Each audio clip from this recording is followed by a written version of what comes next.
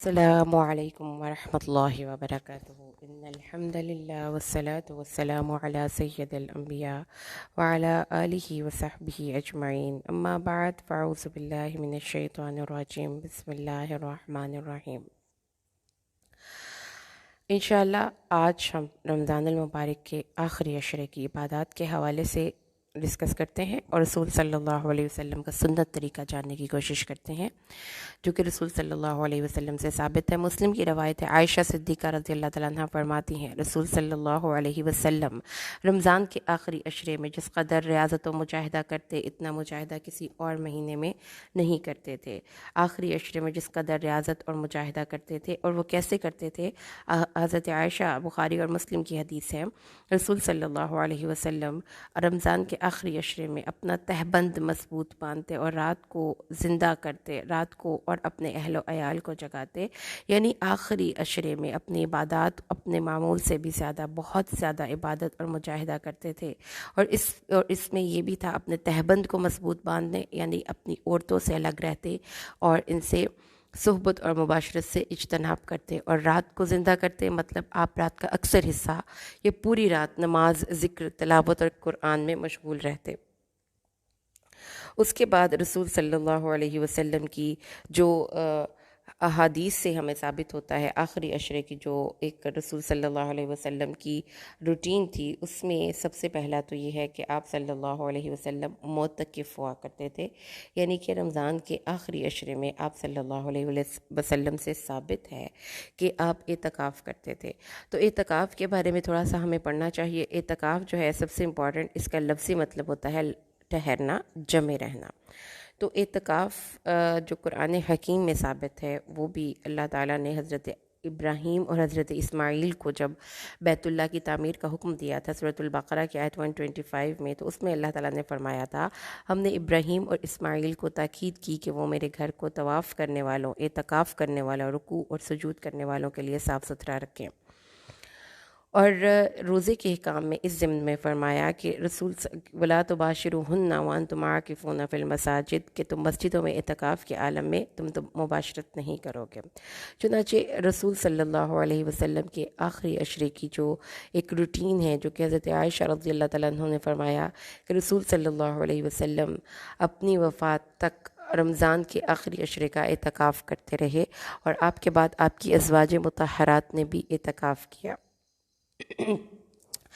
امام زہری رحمہ اللہ فرماتے ہیں کہ بڑا عجیب معاملہ ہے کہ مسلمانوں نے اعتکاف کی سنت کو چھوڑ دیا ہے، حالانکہ اللہ کے رسول صلی اللہ علیہ وسلم جب سے مدینہ منورہ تشریف لائے آپ نے کبھی اعتکاف نہیں چھوڑا، حتیٰ کہ اپنی عمر کے آخری سال آپ نے 2 عشروں کا اعتکاف کیا۔ چنانچہ ابو ہریرہ رضی اللہ تعالیٰ عنہ سے روایت ہے کہ رسول صلی اللہ علیہ وسلم رمضان کے ہر رمضان کے آخری عشرے کا اعتکاف کرتے تھے، البتہ جس سال آپ کا انتقال ہوا آپ نے 20 دن اعتکاف کیا۔ اچھا، اس کے بعد اب اعتکاف تو ہمیں پتہ چل گیا کہ رسول صلی اللہ علیہ وسلم کی آخری عشرے کی عبادات میں سب سے ٹاپ کی جو ایک آپ صلی اللہ علیہ وسلم کی عبادت تھی وہ اعتکاف تھا، اور اعتکاف مرد بھی کر سکتے ہیں اور عورتیں بھی کر سکتی ہیں۔ اب عورتیں کہاں اعتکاف کریں گی، اس کے بارے میں جو ایک صحیح حدیث مجھے ملی وہ میں آپ کے گوش گزار کرتی ہوں۔ یہ حدیث صحیح بخاری اور صحیح مسلم دونوں میں ہے۔ حدیث کا نمبر ہے 20401183، صحیح بخاری 2040، صحیح مسلم 1183۔ اس میں رسول صلی اللہ علیہ وسلم کی ایک سنت بتائی گئی کہ حضرت عائشہ فرماتی ہیں کہ رسول صلی اللہ علیہ وسلم نے ہر سال برابر اعتکاف کرتے رہے، حتیٰ کہ اگر کسی وجہ سے یہ اعتکاف چھوٹ گیا تو آپ نے اس کی قضا دی۔ چنانچہ حضرت عائشہ نے ارشاد فرمایا کہ اللہ کے رسول نے اعتکاف کا ارادہ فرمایا تو ہم نے آپ کے ساتھ اعتکاف کی اجازت چاہی، آپ نے مجھے اجازت دے دی تو میں نے اپنے لیے گنبد نما ایک خیمہ مسجد میں نصب کر لیا، ٹھیک ہے۔ اور پھر حضرت حفصہ نے بھی اور حضرت زینب نے بھی اپنے لیے خیمہ مسجد میں لگایا۔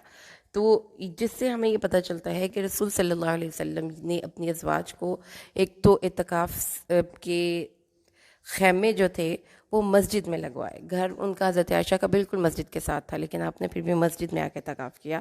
اور پھر اس سال نبی صلی اللہ علیہ وسلم نے جب دیکھا کہ ان کی ازواج مطہرات ایک دوسرے کے ساتھ مقابلے بازی کر رہی ہیں اور ان کا جو رجحان ہے وہ عبادت کی طرف نہیں، تو آپ نے پھر ان کے خیمے اکھڑوا دیے. لیکن یہ دوسرا مسئلہ ہے. جو مسئلہ یہاں سے ہم نے سیکھا وہ یہ ہے کہ رسول صلی اللہ علیہ وسلم اور ان کی ازواج نے اگر اعتکاف کیا ہے تو وہ آپ نے رمضان مسجد میں کیا ہے. ٹھیک ہے، آپ صلی اللہ علیہ وسلم ہر سال اعتکاف کرتے تھے، یہ تو ہمیں پتہ چل گیا. اچھا، اس کے علاوہ یہ چیز ہے کہ اگر کوئی شخص کوئی ایسا کام کرتا ہے، مطلب مصروف رہتا ہے اور وہ چاہتا ہے کہ وہ اعتکاف کرے لیکن وہ پورے 10 ڈیز کا اعتکاف نہیں کر سکتا، تو وہ اس کے لیے ایک حدیث سنیے کہ انیس الجہنی بیان کرتے ہیں میں نے رسول صلی اللہ علیہ وسلم سے عرض کیا، اے اللہ کے رسول، میں صحرا میں رہائش پذیر ہوں، وہاں نماز تراویح کا اہتمام کرتا ہوں، لیکن یہ چاہتا ہوں کہ شب قدر کے حصول کے لیے کسی دن اعتکاف کروں، کسی ایک رات. زیادہ ٹائم میں نہیں گزار سکتا، تو مجھے کوئی ایسی رات بتائیے جس میں میں مسجد میں آ کر عبادت کروں. تو آپ نے فرمایا کہ 23 کی شب کو آ جانا. تو عبداللہ بن انیس کے بیٹے نے، راوی جو حدیث کے ہیں محمد بن ابراہیم، وہ کہتے ہیں میں نے عبداللہ بن انیس کے بیٹے سے سوال کیا کہ تمہارے والد کس طرح کرتے تھے، پھر ایک دن کا اعتکاف کس طرح کرتے تھے؟ تو انہوں نے کہا کہ عصر کی نماز کے وقت مسجد نبوی میں چلے جاتے تھے اور فجر کی نماز پڑھ کے واپس آ جاتے تھے. تو یہ ایک دن کا اعتکاف بھی سنن ابو داود اور صحیح ابن خزیمہ کی حدیث میں ہم نے پڑھ لیا. سنن ابو داود کی حدیث 1380 اور صحیح ابن خزیمہ کی حدیث 2200 الصیام. اچھا جی، 2 باتیں ابھی تک ہمیں پتہ چلیں، ریوائز کر لیجئے. نمبر 1 بات ہمیں یہ پتہ چلی کہ رسول صلی اللہ علیہ وسلم آخری عشرے میں بہت زیادہ عبادت کرتے تھے، اور ان کی عبادتوں میں ٹاپ آف دا لسٹ جو عبادت تھی وہ کیا تھی؟ اعتکاف. اور اس میں وہ مسجد میں جا کر اعتکاف کرتے تھے، اور کیسے؟ مسجد میں خیمہ لگا لیتے تھے. ٹھیک ہے، اس کے بعد اعتکاف میں کچھ جو شرطیں ہیں وہ آپ کو ذہن میں رکھنی چاہیے.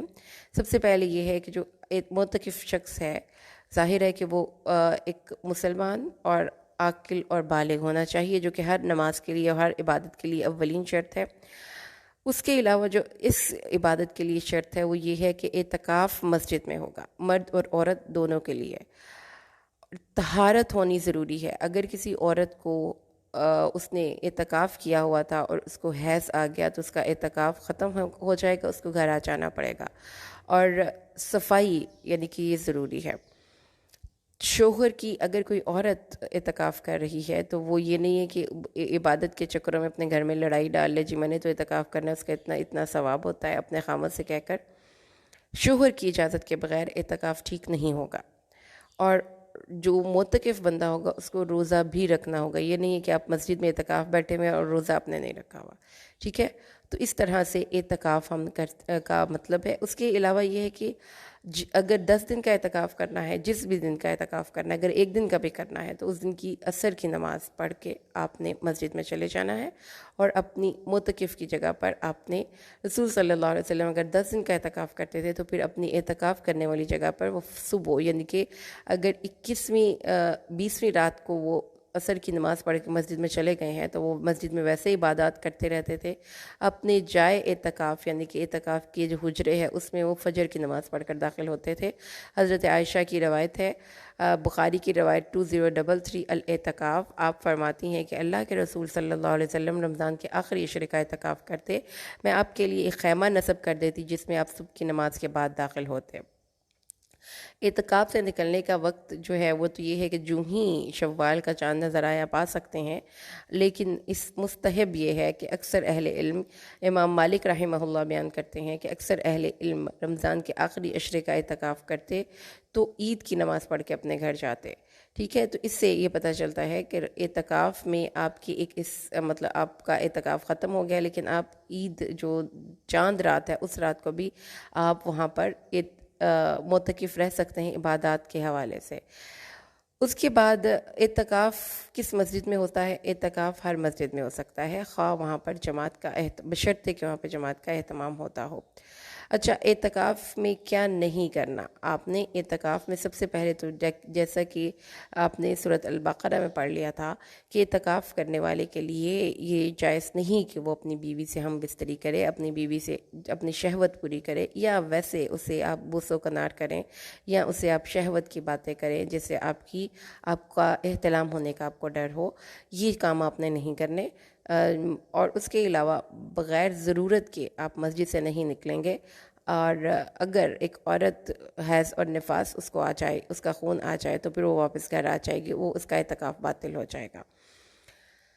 اور اس کے علاوہ اعتکاف کی صورت میں آپ وہاں پر بیٹھ کر گپ شپ لگانا، بلا ضرورت باتیں کرنا، فون پہ آپ پیکج لگا کے اور وہاں پر آپ آرام سے بیٹھ کر نعتیں سن رہے ہیں اور اس طرح سے نہیں. آپ عبادت کے لیے، اللہ کے لیے خالص ہوئے ہیں، اس لیے آپ نے عبادت کرنی ہے مسجد میں. اور اس کے علاوہ وہ عبادات جو آپ مسجد کے باہر جا کے کیا کرتے تھے، جیسا کہ کسی مریض کی عیادت، جیسے کوئی نماز جنازہ، تدفین، تو وہ آپ اعتکاف چھوڑ کر نہیں کریں گے. وہ آپ، ہاں، اگر کسی کا مسجد کے ساتھ واش روم نہیں ہے اور اس کو اپنی انسانی ضرورتوں کے لیے مسجد سے باہر نکلنا پڑتا ہے، تو پھر وہ راستے میں چلتے پھرتے کسی مریض سے اس کی عیادت کر سکتا ہے، جو کہ نبی صلی اللہ علیہ وسلم کر لیا کرتے تھے. اور اس کے علاوہ مسجد میں آپ اپنے اہل خانہ سے فون پہ بات کر سکتے ہیں، لیکن گپ بازی، لمبی گفتگو، اس سے پرہیز کیا جائے گا. اپنی بیوی کو چھو سکتے ہیں، بیوی اپنے خامد کے کام کر سکتی ہے، اس کے بال بنا سکتی ہے، اور اس کے علاوہ اس کے کام کرنے کے لیے اس کے پاس جا سکتی ہے. اگر آپ کی کوئی دکان ہے یا آپ کا پیچھے سے کوئی کاروبار ہے، تو اپنا وہاں پہ بیٹھ کے اپنے کاروبار کو مینیج کر سکتے ہیں. اور مسجد میں جو زیارت کرنے والے ہیں ان سے آپ سلام دعا کر سکتے ہیں، گل مل، لیکن ان سے آپ نے گفتگو لمبی چوڑی نہیں کرنی. ٹھیک ہے. اس کے علاوہ اب ہم پڑھتے ہیں لیلۃ القدر کے حوالے سے. یہ دوسرا جو ہے آخری عشرے میں کی فضیلت ہے. رسول صلی اللہ علیہ وسلم کے سے ثابت ہے کہ آپ لیلۃ القدر کی تلاش کیا کرتے تھے اور اس کے لیے بہت محنت کیا کرتے تھے. اس کے بارے میں قرآن حکیم میں اللہ نے پوری سورہ مبارکہ نازل کی لیلۃ القدر کی. اعوذ باللہ من الشیطان الرجیم، بسم اللہ الرحمن الرحیم. انا انزلناہ فی لیلۃ القدر وما ادراک ما لیلۃ القدر لیلۃ القدر خیر من الف شہر تنزل الملائکۃ والروح فیہا باذن ربہم من کل امر سلام سلام ہی حتی مطلع الفجر. بے شک ہم نے اس قرآن کو شب قدر میں اتارا ہے. اور آپ کیا سمجھے کہ شب قدر کیا ہے؟ شب قدر 1000 مہینوں سے بہتر ہے. اس رات میں فرشتے اور روح الامین اپنے رب کے حکم سے خیر و برکت کے ہر امر کے ساتھ اترتے ہیں. یہ رات طلوع فجر تک سراسر سلامتی ہے. تو اس قرآن پاک کی اس آیت کریمہ، اس سورہ مبارکہ سے ہمیں یہ پتہ چلا کہ لیلۃ القدر کی سب سے پہلی فضیلت قرآن کے ساتھ کنیکٹڈ ہے. اور جیسے کہ حدیث میں بھی ہم نے پڑھا تھا کہ رسول صلی اللہ علیہ وسلم رمضان کی ہر رات جبریل امین کے ساتھ قرآن حکیم کا ورد کیا کرتے تھے اور دورہ قرآن کیا کرتے تھے. اس لیے سب سے پہلی فضیلت شب قدر کی وہ یہ ہے کہ اس رات رمضان کریم میں شب قدر قرآن حکیم کی جو ہوتی ہے اینیورسری ہوتی ہے اس کے نزول کی، اور جس رات وہ نازل ہوا تھا وہ رات لیلۃ القدر ہے. اچھا، یہ کس کی ایک کوالٹی ہوگی. دوسری کوالٹی اس کی کیا ہے کہ اس میں روح الامین اور فرشتے اترتے ہیں. اور تیسری کوالٹی اس کی یہ ہے کہ یہ 1000 مہینے سے بہتر ہے. اور چوتھی کوالٹی اس کی یہ ہے کہ یہ رات طلوع فجر تک سراسر سلامتی ہے. رسول صلی اللہ علیہ وسلم نے فرمایا ہے، حضرت ابن عباس کی روایت ہے کہ شب قدر کو رمضان کے آخری عشرے کی طاق راتوں میں تلاش کرو. آخری عشرے کی طاق راتوں میں تلاش کرو. اور جو شخص حالت ایمان میں ثواب کے غرض سے قیام کرتا ہے اس کے پچھلے تمام گناہ بخش دیے جاتے ہیں شب قدر میں. اور جس نے ایمان کی حالت میں ثواب کے غرض سے رمضان کے روزے رکھے اس کے بھی سابقہ گناہ معاف کر دیے گئے. حضرت ابو ہریرہ بیان کرتے ہیں کہ نبی صلی اللہ علیہ وسلم نے فرمایا، جو شخص لیلۃ القدر میں قیام کرے اس کو پا لے، اس کی مغفرت کر دی جاتی ہے. اور یہ بھی الفاظ کا اضافہ کیا گیا ایمان کے ساتھ اور ثواب کی نیت سے. ٹھیک ہے. اس کے بعد رمضان المبارک کے جو احکامات ہیں اس میں بھی رسول صلی اللہ علیہ وسلم نے لیلۃ القدر کی تلاش کرنے کے حوالے سے مسلمانوں کو بہت ترغیب دلائی تھی. حضرت ابو ہریرہ مروی ہیں کہ نبی صلی اللہ علیہ وسلم نے ارشاد فرمایا، تمہارے پاس رمضان المبارک کا مہینہ آیا، اللہ تعالیٰ نے تم پر اس ماہ کے روزے فرض کیے ہیں، اس میں جنت کے دروازے کھول دیے جاتے ہیں اور جہنم کے دروازے بند کر دیے جاتے ہیں اور سرکش اور شریر شیطان جکڑ دیے جاتے ہیں۔ اللہ کے نزدیک اس ماہ میں ایک ایسی رات ہے جو 1000 راتوں سے افضل اور بہتر ہے۔ جو اس رات کی خیر و برکات سے محروم کر دیا گیا وہ ہر خیر سے محروم کر دیا گیا۔ اور یہ آپ نے فرمایا کہ اس رات کی خیر و برکات سے صرف وہی شخص محروم کیا جاتا ہے جو اصلاً محروم ہو، یعنی اللہ کے کاغذوں میں وہ شخص محروم ہے تو اس کو اس رات کی عبادت کی توفیق نہیں ہوتی، ورنہ ہر شخص اس رات کو عبادت کرتا ہے۔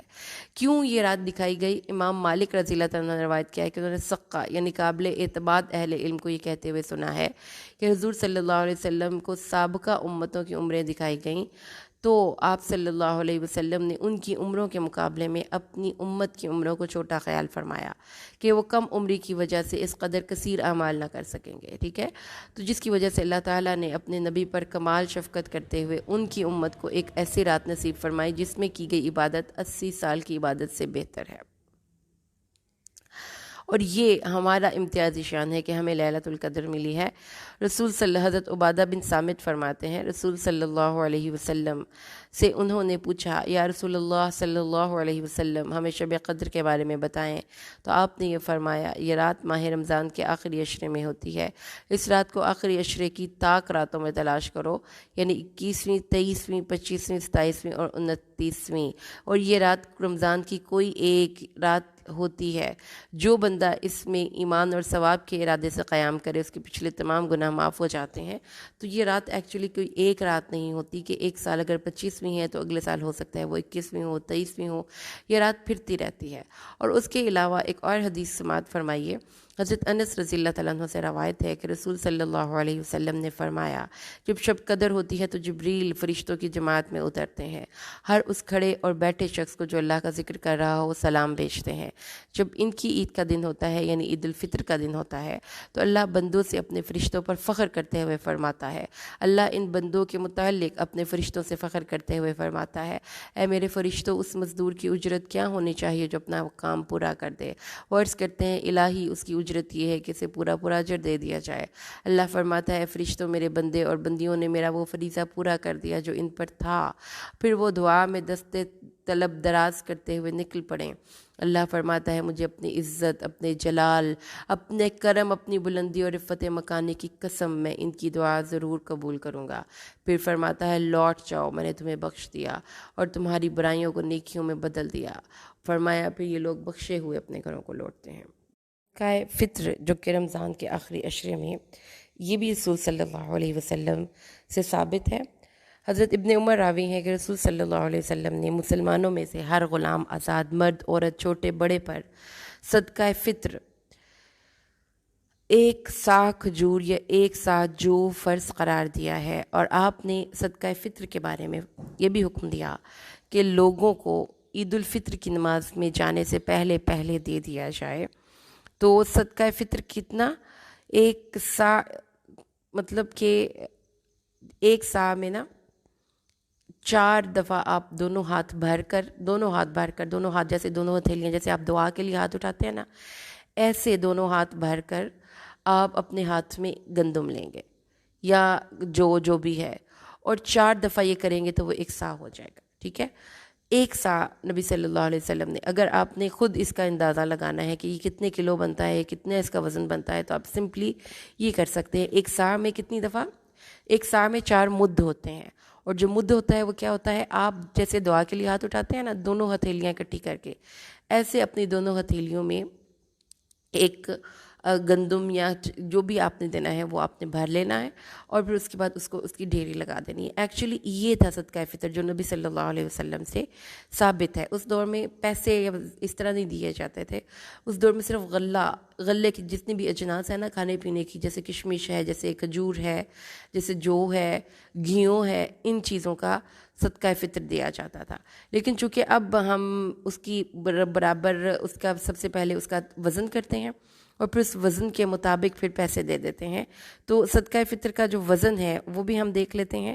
صدقہ فطر کی مقدار دیکھیں جی، رسول صلی اللہ علیہ وسلم نے مدینہ کی گلی کوچوں میں یہ منادی کروائی کہ سن لو، صدقہ فطر ہر مسلمان پر واجب ہے، وہ چھوٹا ہو یا بڑا ہو، آزاد ہو یا غلام ہو۔ اب یہ اس کا بھی جو علماء کرام یہ کہتے ہیں کہ جس پر زکوٰۃ فرض ہو جاتی ہے، یا جو بندہ اتنا مالدار ہو کہ وہ دے سکتا ہو، وہ صدقہ فطر دے، کیونکہ یہ اگر اس کا کوئی ادا نہ کرے تو اس کو گناہ نہیں ہوتا ایکچولی، کیونکہ اگر کسی کے پاس بیچارے کے پاس اپنے ہی نہیں تو وہ کسی دوسرے کو کیا دے گا۔ اور اس میں اللہ تعالیٰ کے نبی صلی اللہ علیہ وسلم نے فرمایا ہے کہ جو زیادہ مہنگی چیزیں ہیں نا، جیسے انگور ہیں اور گھیوں ہیں، اس میں، کیونکہ گھیوں آپ کو پتہ ہے یعنی کہ جو اناج تھا وہ اس دور میں، جو گندم تھی نا وہ اس ملک میں بہت زیادہ مہنگی ہوتی تھی، جیسے کوئی امپورٹڈ فوڈ نہیں ہوتی، یہ وہ تھا۔ اور جو کھجوریں وغیرہ تھی نا وہ ان کے ملک کی ایک کامن پیداوار تھی، اپنی پیداوار تھی، تو اس لیے جو زیادہ مہنگی چیزیں تھیں اس میں اللہ کے نبی نے فرمایا کہ تم آدھا سا دے دو، یعنی کہ 2 مد، یعنی کہ 2 دفعہ اللہ بھر بھر کر آپ اس میں ڈال دیں تو وہ آپ ایک بندے کی طرف سے صدقہ ہو جائے گا۔ تو اس کے بعد اگر جو دوسری چیزیں ہیں جیسے کھجوریں وغیرہ ہیں جو وہاں پہ پیداوار ہوتی تھی، تو اس میں آپ نے 4 ٹائمز اپنے دونوں ہاتھوں کو بھر کر تو وہ دینا ہے۔ تو اب چونکہ یہاں پر ہم لوگوں کے پاس گندم زیادہ وافر مقدار میں پائی جاتی ہے اور کھجوریں وغیرہ نہیں پائی جاتی، تو اس طرح سے جو علماء کرام ہیں انہوں نے یہ کہا ہے کہ ایک سا جو ہے نا، یعنی کہ 4 ٹائمز آپ اپنے دونوں ہاتھوں کو بھر لیں، وہ تقریباً اگر وزن کے اعتبار سے کیا جائے وہ 3 سیر کے قریب بنتا ہے۔ تو اگر اس کا ہاف کیا جائے تو تقریباً وہ ہوگا اس کا 1 کلو 336 گرام۔ تو یہ گھیوں یا آٹا یا ستو اس طرح سے اس مقدار میں آپ چیز دے سکتے ہیں۔ تو اس کا پھر آپ جب عید کے قریب آتے ہیں تو علماء کرام اس کا وزن کر کے آپ کو اس کی تعداد، آپ کو اس کا پیسے بتا دیتے ہیں۔ تو لیکن اگر آپ نے سنت پوری کرنی ہے تو آپ اس مثل کسی کو آٹا یا آٹے کا توڑا بھی دے سکتے ہیں، جو کہ حدیث سے ثابت ہے۔ اچھا جی، یہ ہو گیا ہمارا صدقہ فطر۔ اب آگے ہمارے فقہی مسائل بھی ختم ہو گئے۔ پریکٹیکل ٹپس دیکھ لیجئے کہ جو ہم آخری عشرے کو زیادہ فروٹفل کر سکتے ہیں۔ نمبر 1 تو یہ ہے کہ قرآن حکیم سن لیں یا پڑھ لیں، اور وہ خواتین جو ایام حیض کی وجہ سے قیام اللیل نہیں کر سکتی، وہ حضرت عائشہ کی روایت ہے کہ رسول صلی اللہ علیہ وسلم سے انہوں نے پوچھا کہ جب مجھے لیلۃ القدر ملے تو میں کیا دعا کروں، تو آپ نے ان کو بتایا کہ آپ یہ دعا کیجئے، اللہم انک عفو کریم تحب العفو فاعف عنی۔ تو سب سے پہلے تو یہ ہے کہ آپ نے ایک ٹارگٹ سیٹ کرنا ہے، رینڈملی کوئی سا بھی چینل کھول کے کچھ نہ کچھ سنتے رہیں، ایسا نہیں کرنا۔ آپ نے ایک ٹارگٹ سیٹ کرنا ہے۔ فار ایگزامپل اگر آپ نے قرآن سننا ہی ہے تو جہاں سے لاسٹ ریڈ پچھلی دفعہ آپ نے چھوڑا تھا آپ وہیں سے آگے لے کر جائیں گے۔ اور پھر اس کے بعد یہ ہے کہ آپ شان رمضان ٹرانسمیشن یا مساجد میں بھی آپ ایون کے شبینہ پہ جاتے ہیں تو جو اس میں اگر آپ کی کنسنٹریشن ڈاؤن کرتے ہیں، کوئی بچے مطلب وہاں پہ شور مچا رہے ہیں، کوئی بڑی عمر کی عورتیں ہیں جو بول رہی ہیں، اور اس طرح سے وہاں پہ محافل نعت خوانی کا ارینج کیا گیا ہوا ہے اور وہاں پر درس و تدریس کا سلسلہ ہے، تو یہ چیزیں ان راتوں میں اللہ کے نبی سے ثابت نہیں۔ آپ کا اور اللہ کا پرسنل تعلق ہونے کی وجہ سے آپ کو صرف یہ حرص ہونی چاہیے کہ میں اور میرا رب ہو بس، اور اس میں بھی پھر آپ اللہ سے اپنے گناہوں کی معافی مانگیے، یہ دعائیں مانگیے، قرآن حکیم کی تلاوت کیجیے اور اپنے اہل و عیال کے ساتھ۔ اور اس کے علاوہ یہ ہے کہ اگر آپ اعتکاف کر سکتے ہیں 1 دن کا بھی تو آپ کر سکتے ہیں، یہ بھی ثابت ہے حدیث سے، لیکن اگر نہیں تو آپ ایٹ لیسٹ اہتمام کے ساتھ جو اذکار ہیں اس کی روٹین بنائیں۔ اور اگر آپ کوئی ایسا جاب وغیرہ کی آپ کی روٹین ہے کہ آپ رات کو نہیں جاگ سکتے تو ایٹ لیسٹ 1 اور 2 آورس تو آپ ضرور بالکل مستعد ہو کر اللہ کی عبادت کریں۔ اس کے لیے آپ کو اگر دن کے ٹائم سونا پڑے تو آپ وہ نیند لے لیں تاکہ آپ لیلۃ القدر کی برکات سے اپنے آپ کو اس میں سے اپنا حساب وصول کریں۔